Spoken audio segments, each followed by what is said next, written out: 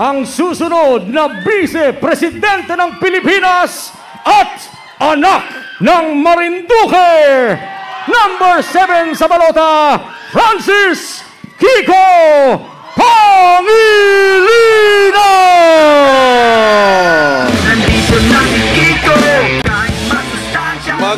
Magandang hapon, Marinduque! Ako po ay si Francis Nepomuceno Pangilinan. Ang mga Nepomuceno ay taga-Buwak. Diyan po sa Mercader, sa kalye ng Mercader. Ang lolo ko po ay si Enrique Nepomuceno. Kapatid po niya si Ricardo Nepomuceno at si Cesar Nepomuceno. Sila po ay naging Governor, Secretary of Justice, Commissioner ng SEC sa ating bansa. Marahil doon ko minana yung public service na ating naging landas nitong maraming taon na. Sa ating magiging susunod na Vice President, VP Leni Robredo, sa ating mga magiging kaalyado sa Senado, Risa Hontiveros, Chel Jokno, Sani Matula, Teddy Bagilat, Alex Lacson, Dick Gordon, Laila De Lima, Sani Trillanes. Salamat po. I love you too. Ngayon lang ako nagkaroon ng napakaraming I love you Kiko sa kampanya mula pa noong 2001. Kakaiba ang ating mga volunteer. Batiin din natin si Eddie De Chavez, Convener Marinduqueños for Leni Kiko 2022. Ninay Festintan, ang ating provincial head on the ground. Alia Malinaw, Youth Sector Head, Marinduqueños for Leni Kiko. At siyempre, ang ating Marinduqueños for Leni Kiko sa Mogpog, Buwak. Asan kayo? Buwak! Mogpog!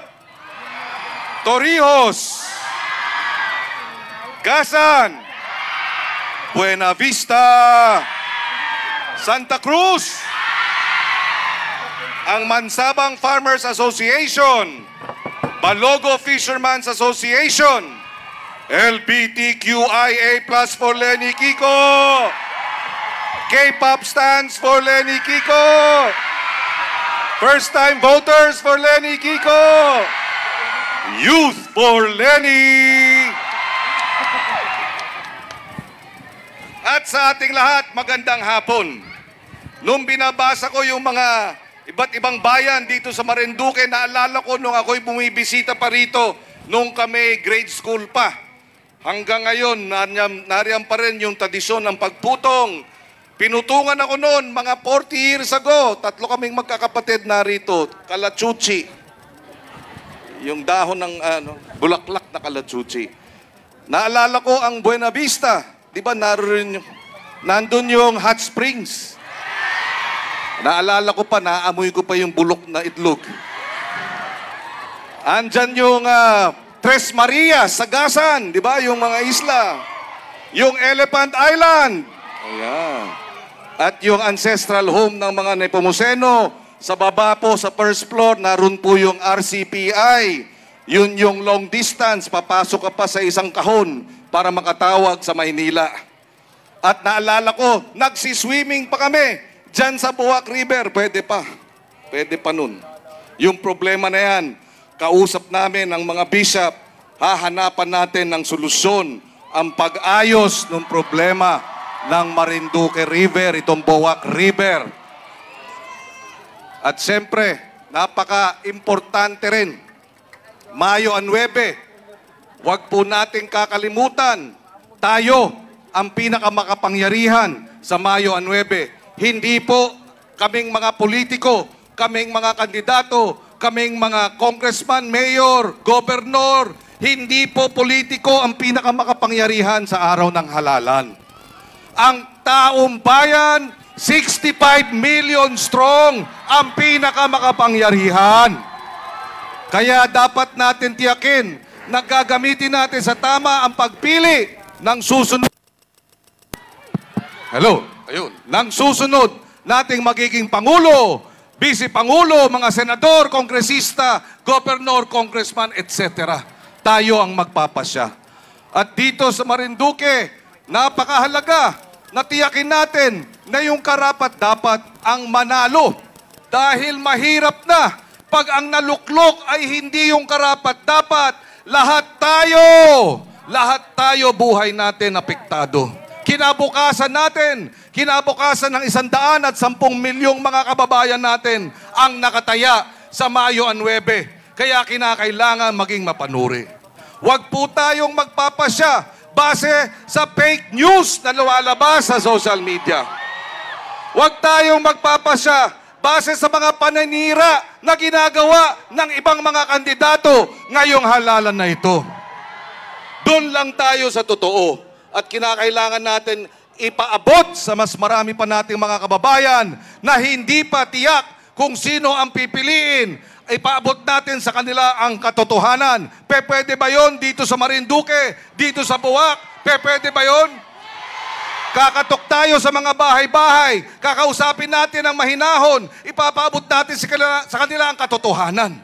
Dahil ako'y naniniwala, sa harap ng katotohanan, guguho ang kasinungalingan. Yan ang ating ipaglalaban. At kung tayo po'y palarin, bago po mag-COVID, dumaan po tayo dito sa Buwak, sa Marinduque, bumisita tayo, may kinausap tayong Agrea Farm. Noong pa man at bago pa nun, binibigyan natin ng importansya ang pagsasaka at pangingisda.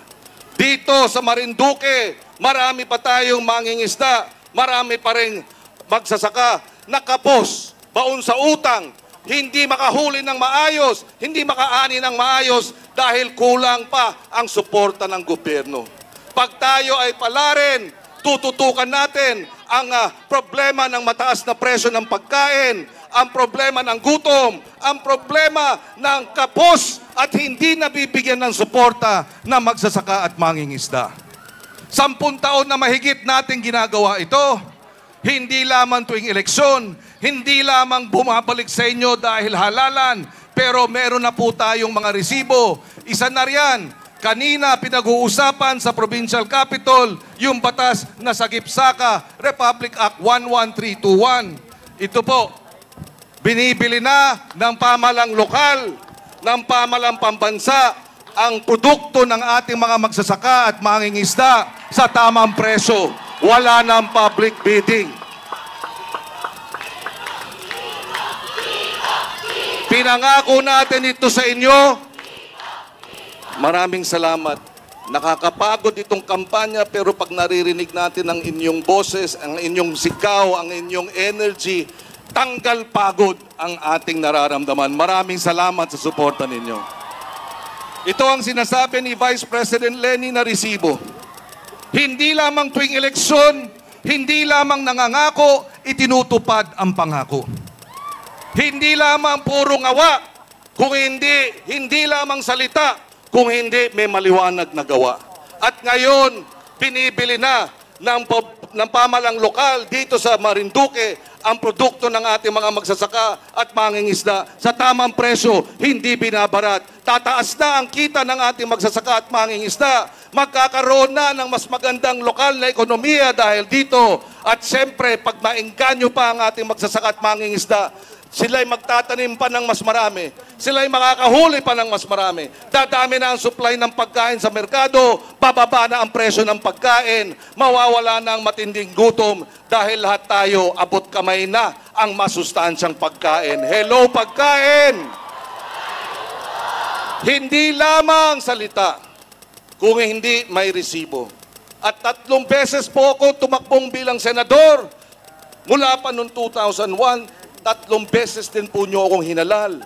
Maraming salamat, Marinduque. At sa loob ng 3 termino, ni minsan, hindi tayo pumayag na masangkot sa anumang anomalya dahil sa inyong tiwala. Ganyan dapat ang panunungkulan.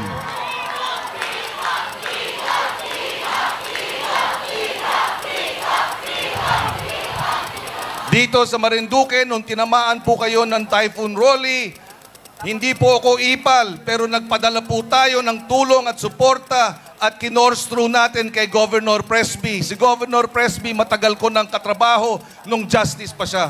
Kaya nung nagka-problema tayo sa Rolly, tinawagan ko siya, nagpadala tayo ng tulong, ng bigas dito sa inyo. At babalikan natin si Governor Presby para matiyak na tuloy-tuloy ang pagbili ng ating local government at pwede na rin makipag-usap sa DepEd, sa DILG, sa DSWD para ang mga ahensya na yan direkta na rin bibili sa ating mga magsasaka at mangingisda ng kanilang pagkain.